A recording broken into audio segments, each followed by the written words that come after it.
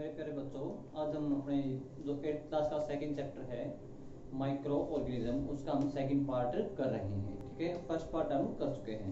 Second part क्या बच्चे, useful micro organism. First part में क्या कर चुके हैं, माइक्रो ऑर्गेनिज्म कितने टाइप का आता है। ठीक है, इस पार्ट में हम कर रहे हैं माइक्रो ऑर्गेनिज्म के हमारे लिए क्या यूज है और क्या हमारे लिए वो हार्मफुल है।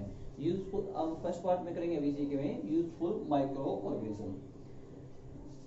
Uses of a microorganism।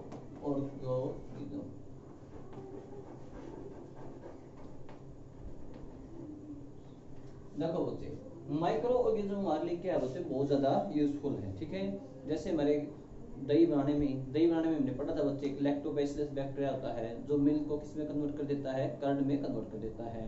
और जो चीज होता है, पनीर होता है, उसको बनाने में क्या होता है, यूजफुल होता है। मेडिसिन बनाने में बहुत ज्यादा इसकी क्या है बच्चे, यूज है। हम स्टेप बाय स्टेप कर रहे हैं। तो बच्चे सबसे पहला क्या है, माइक्रो ऑर्गेनिज्म हमारे घर पर कहाँ यूज होता है, एट होम। होम में कहाँ यूज होगा बच्चे, इन मेकिंग चीज एंड कर्ड। कर्ड बच्चे किससे बनेगी अपनी, ये लैक्टोबैसिलस बैक्टीरिया से। कर्ड किससे बनेगी बच्चे, लैक्टोबैसिलस बैक्टीरिया में। ठीक है, सेकंड पार्ट का क्या बच्चे, इसका preparing curd from milk lactobacillus और preparing cheese from the milk। ठीक है, नेक्स्ट पार्ट है बच्चों इसका फर्मेंटेशन।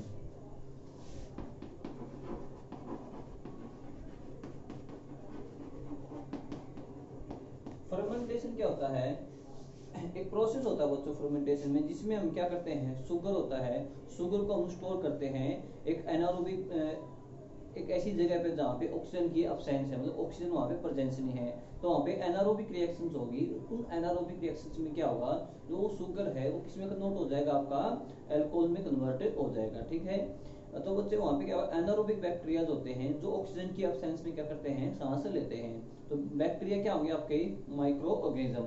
तो फर्मेंटेशन के अंदर क्या होता है, sugar is converted into alcohol with the help of A bacteria. ठीक है, तो ये क्या बच्चे अपने कुछ यूज है। नेक्स्ट है बच्चे इसका मेकिंग ब्रेड। होम में यूज उसका है, फर्मेंटेशन में यूज उसका है, और ब्रेड बनाने में उनको पता बच्चे, जैसे हम ब्रेड बनाते हैं, ब्रेड को बनाने के लिए बच्चे किसका यूज करते हैं, ईस्ट। ईस्ट जो माइक्रो ऑर्गेनिज्म है वो ब्रेड को बच्चे फुलाने में हेल्प करता है। ये जो अपना जो आटा होता है उसको बच्चे ब्रेड में कन्वर्ट करने में क्या करता है, हेल्प करता है। ठीक है, नेक्स्ट यूज क्या है बच्चे माइक्रो ऑर्गेनिज्म का,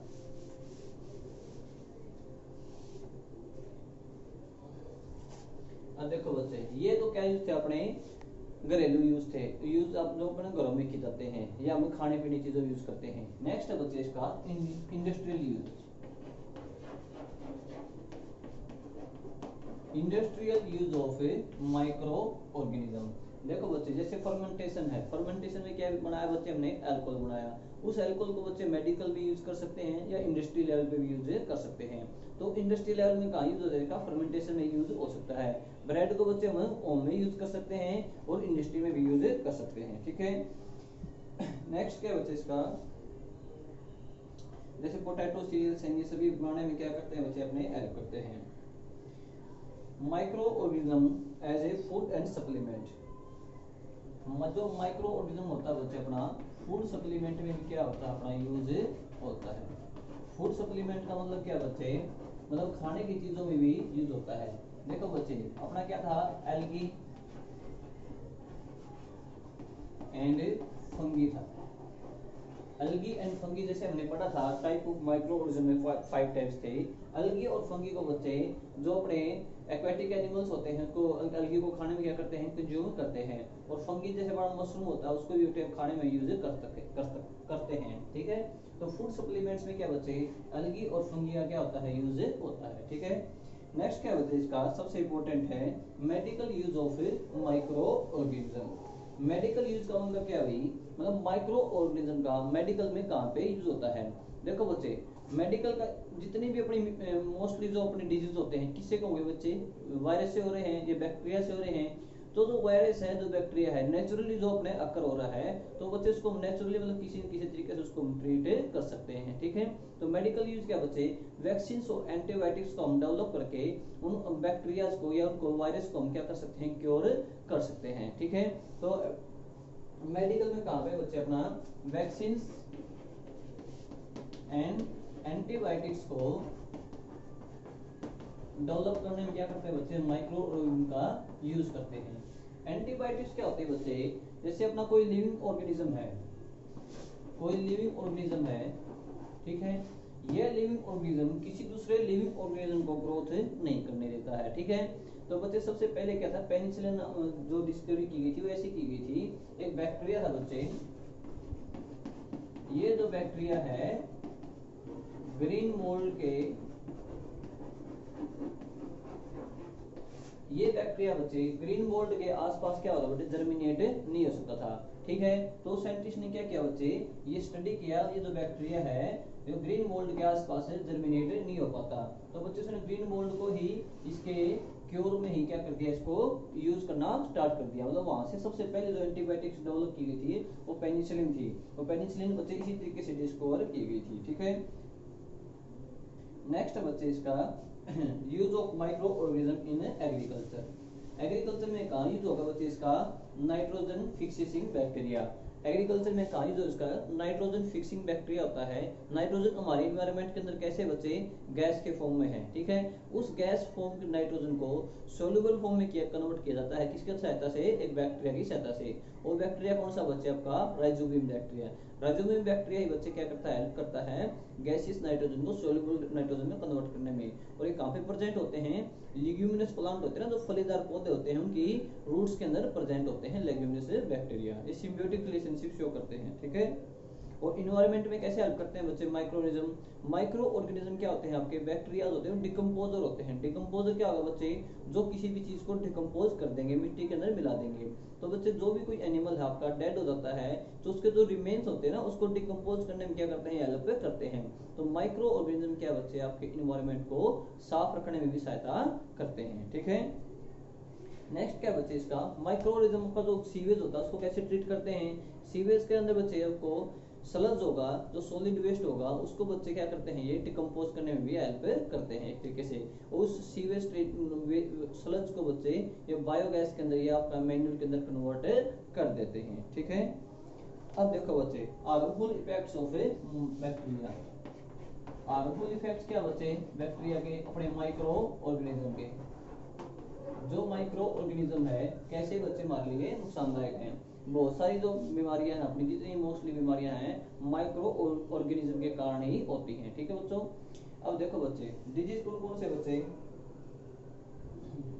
अब देखो बच्चे डिजीज में दो टाइप के आते हैं अपने। एक तो क्या होंगे बच्चे अपने आपके कम्युनिकेबल डिजीज, दूसरे क्या होंगे आपके नॉन कम्युनिकेबल, ठीक है।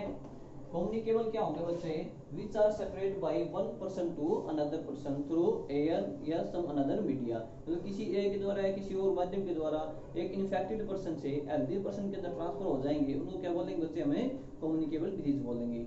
नॉन कम्युनिकेबल क्या होंगे बच्चे, जो मतलब एक पर्सन से दूसरे पर्सन के अंदर ट्रांसफर ना हो सके, ठीक है। तो कम्युनिकेबल में बच्चे जैसे आपका अभी चल रहा है कोरोना हो गया, ठीक है, जैसे सांस लेने से फैल सकता है, तो कोरोना भी क्या बच्चे के वायरस से है, और वायरस क्या बच्चे आपका माइक्रो ऑर्गेनिज्म है, ठीक है।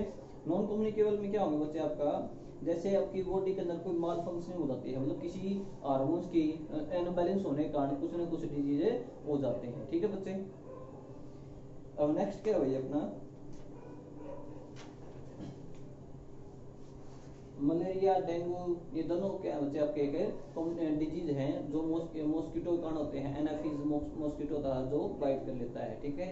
ये भी क्या है माइक्रो ऑर्गेनिज्म के कारण होते हैं। और ये क्या करते हैं बच्चे आपके हार्मफुल इफेक्ट्स के अंदर, प्लांट्स के अंदर भी क्या होता है, इनका बहुत ज्यादा इफेक्ट होता है। प्लांट्स के अंदर क्या करते हैं, प्लांट्स के अंदर भी कुछ डिजीज होते हैं, जैसे आपका फंगल डिजीज है या बैक्टीरियल डिजीज है, जो प्लांट्स की ग्रोथ को कम कर देता है, ठीक है। और ह्यूमन बींग्स के अंदर हमने पढ़ा भी बहुत सारे डिजीज होते हैं इस तरीके से, जैसे मलेरिया है या डेंगू है, ठीक है। नेक्स्ट बच्चे आपका spoilage of food.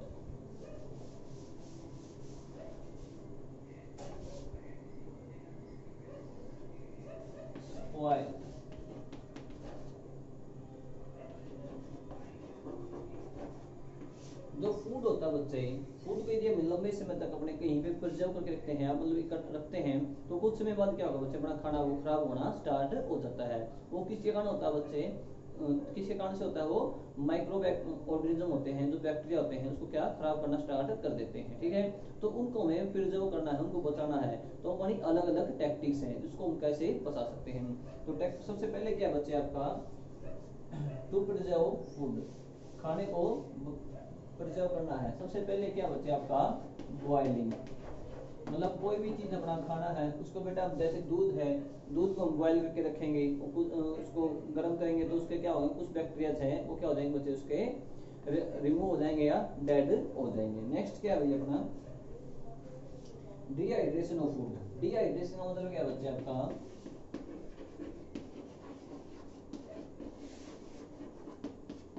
Dehydration of food, तो खाने के अंदर जो मॉइस्चर है ना, जो नमी है, उसको बच्चे हम निकाल लेंगे ना, तो खाना क्या हो जाएगा अपना, एक तरीके से बचा सकते हैं उसको माइक्रो ऑर्गेनिज्म से। रेफ्रिजरेशन,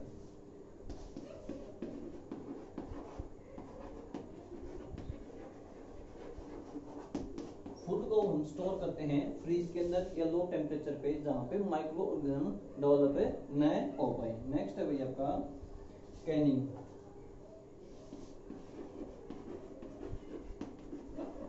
कैनिंग कैसा क्या होता है, जैसे अपना कोल्ड ड्रिंक्स के कैन होते हैं वो एयर टाइट पैक होते हैं, मतलब उनके अंदर से क्या होगा, एयर एंटर न कर पाई, एयर एंटर नहीं कर पाएगी तो कोई भी माइक्रोऑर्गेनिज्म उनके अंदर डेवलप नहीं हो पाएगा कुछ ही समय के लिए, लंबे समय तक ही हो सकता है लेकिन सुटेबल समय तक उनको हम स्टोर कर सकते हैं। नेक्स्ट क्या है आपका, सैकेट्स।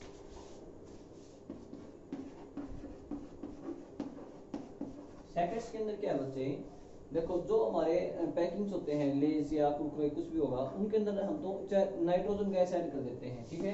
कौन सी गैस ऐड कर देंगे, नाइट्रोजन गैस। या सेकंड क्या कर सकते हैं, इसके अंदर से जो एयर होती हैं, एयर को हमें बाहर निकाल लेंगे, तो इसके अंदर कोई भी एयर मौजूद नहीं रहेगी ना, तो कोई भी अपना खाना वेस्ट नहीं होगा, ठीक है। या तो हम इसके अंदर नाइट्रोजन गैस फिल कर सकते हैं या इसके अंदर की हम एयर निकाल सकते हैं, ठीक है। नेक्स्ट है बच्चों आपका यूज ऑफ प्रिजर्वेटिव। प्रिजर्वेटिव क्या होता है, कुछ केमिकल्स होते हैं जो उसके अंदर हम ऐड कर सकते हैं जिससे कोई भी रिएक्शन से न हो, ठीक है। और सबसे इंपॉर्टेंट है लास्ट वन, पेस्चराइजेशन।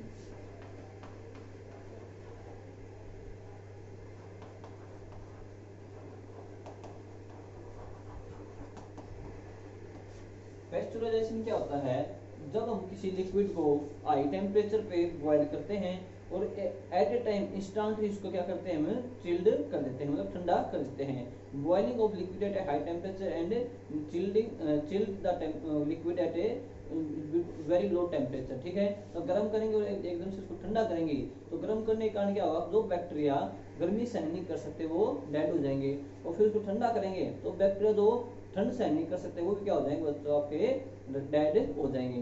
तो ये क्या है, पेस्चराइजेशन का एक प्रोसेस है, तो लुईस पेस्चर ने क्या किया था, इसको डिस्कवर किया था, ठीक है।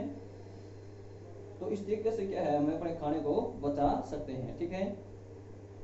और ये आपका चैप्टर को कंप्लीट करता है, दोनों पार्ट हो चुके हैं। फिर भी कोई डाउट हो तो आप कमेंट में मेंशन कर सकते हैं। Have a good day.